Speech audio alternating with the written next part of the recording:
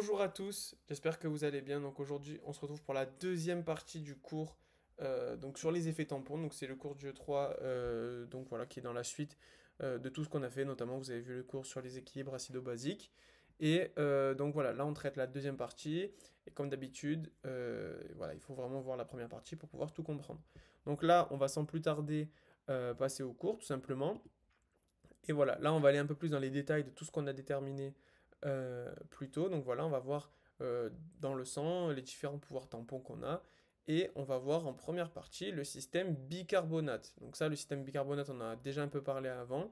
On va pas encore aller beaucoup plus dans les détails, mais on va quand même en parler. Donc ce qu'il faut savoir, c'est surtout important, en fait, le plus important dans ça, c'est de savoir que le système bicarbonate, c'est un système tampon ouvert. C'est-à-dire qu'on va avoir des variations de concentration donc du couple HCO3- H2CO3. Donc c'est super important parce qu'en fait ça va le permettre d'être distingué avec d'autres systèmes tampons qu'on verra plus tard. Et voilà, donc comme vous savez dans le corps, de manière physiologique, on a une concentration fixe en HCO3- et qui peut varier en fonction de l'état physiologique ou pathologique. C'est la même chose pour le H2CO3-, CO3, pardon, et ça va permettre de réguler notamment le pH dans les différents compartiments. On a surtout donc le CO2 qui va être éliminé au niveau des poumons, les protons au niveau du rein, et on va en reparler en toute fin de cours. Donc, ce qu'il faut savoir, c'est que le H2CO3 va être converti en H2O plus CO2, donc on va éliminer la charge en acide, donc par les poumons, et les ions H+, sont quant à eux éliminés dans le rein. Donc ça, voilà, ça fait encore écho à ce que je vous ai dit dans le cours sur l'équilibre acido-basique, donc voilà.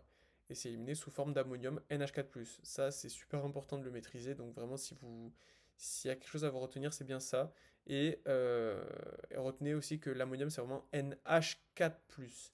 Voilà, on peut vous piéger dans les items en QCM, donc je veux vraiment que vous ayez un point de vigilance là-dessus.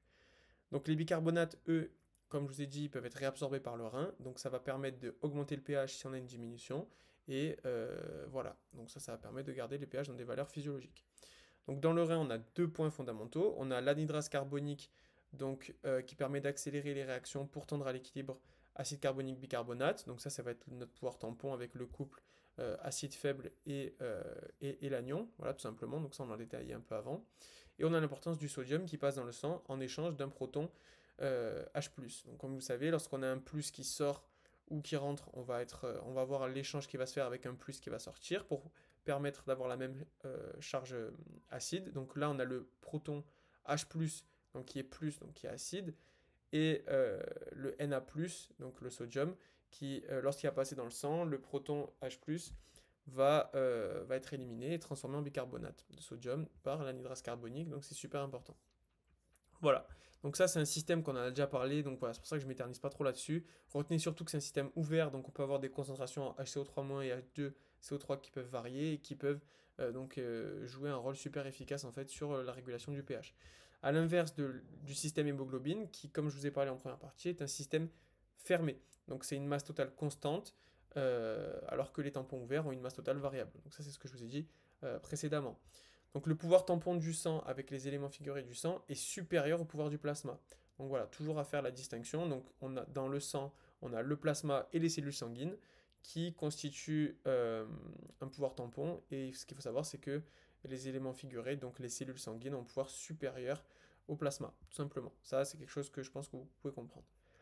Ça s'explique par la présence d'hémoglobine. Surtout, donc voilà, dans les cellules sanguines, retenez surtout l'hémoglobine, qui va constituer finalement 40% du pouvoir tampon sanguin total. Donc voilà, en fait l'hémoglobine va fixer, comme vous savez, l'oxygène pour le transporter dans les différents tissus, ça je vous apprends rien. En fait, ce qu'il faut comprendre, c'est que lorsque l'hémoglobine va fixer l'oxygène, en fait, elle va moins fixer les protons. Donc ce qu'il faut comprendre, c'est que l'hémoglobine, c'est un tétramère, donc c'est 4 sous-unités. Et lorsqu'on a une sous-unité qui va être occupée par la fixation de l'hémoglobine, euh, les autres, les autres, euh, les autres sous-unités vont diminuer leur affinité pour les protons, donc les H+. Et en fait, cela va permettre de comprendre qu'en fait, en jouant sur ça, on va pouvoir plus ou moins capter les protons, et en fonction des différentes conditions, des différentes situations, on va donc capter plus ou moins les protons. Donc ce qu'il faut savoir, c'est que lorsqu'on capte un proton, on va faire euh, augmenter le pH, parce qu'on va capter les protons, donc on va l'enlever, entre guillemets, après on va l'éliminer, etc. Donc voilà, ce qu'il faut retenir assez globalement, c'est que lorsqu'on a la forme oxygénée de l'hémoglobine, on va moins capter les protons. Donc ça va être utile lorsque on va vouloir baisser le pH, tout simplement. Et à l'inverse, lorsqu'on a la forme désoxygénée, on va plus capter les protons. Donc ça c'est bien lorsqu'on a des baisses de pH et qu'on veut tout simplement l'augmenter. Voilà. Donc voilà, tout ce que je viens de vous expliquer précédemment, c'est conditionné en grande partie par le DPG, qui lorsqu'il est fixé sur l'hémoglobine désoxygénée, donc voilà, lui il se fixe que sur l'hémoglobine désoxygénée, et en fait lorsqu'il se fixe, il va baisser l'affinité de l'hémoglobine pour l'oxygène.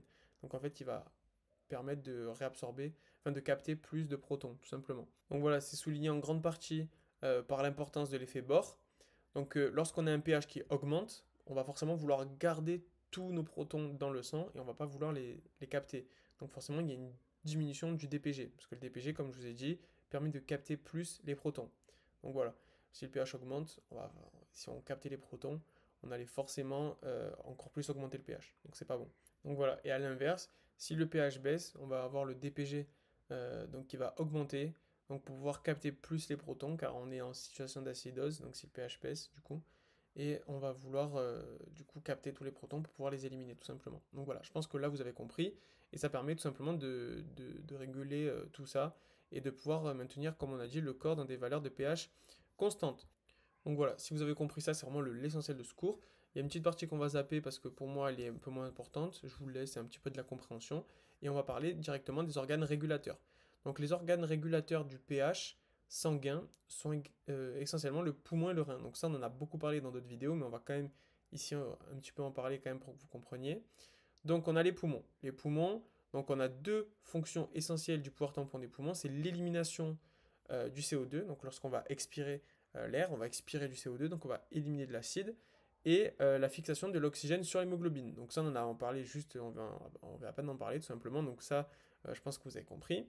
Et en fait, donc on a compris que c'est des organes qui vont réguler le pH, mais en fait, ils vont pas réguler le pH de manière anarchique, de manière constante, etc. En fait, on va avoir des sortes de capteurs qu'on va appeler des chémorécepteurs qui sont situés à la base du cou, donc dans le bulbe arachidien, et qui vont permettre tout simplement de capter le pH et de savoir lorsqu'il va falloir le réguler ou pas. Voilà, donc c'est pas quelque chose qui se fait en permanence, on régule pas le pH en permanence, on le régule seulement quand il y a des désordres. Et donc voilà, ça c'est vraiment super important de comprendre, c'est qu'on a deux types de chémorécepteurs. On a au niveau des artères et au niveau donc du bulbe arachidien. Voilà, tout simplement. Donc ça, je pense qu'il n'y a pas trop de difficulté là-dessus. Et on a aussi les reins qui jouent un rôle super important dans la régulation du pH, car ils vont réabsorber les bicarbonates. Voilà, donc lorsqu'on a le pH qui baisse, on va réabsorber les bicarbonates qui sont la réserve basique du corps pour pouvoir augmenter le pH.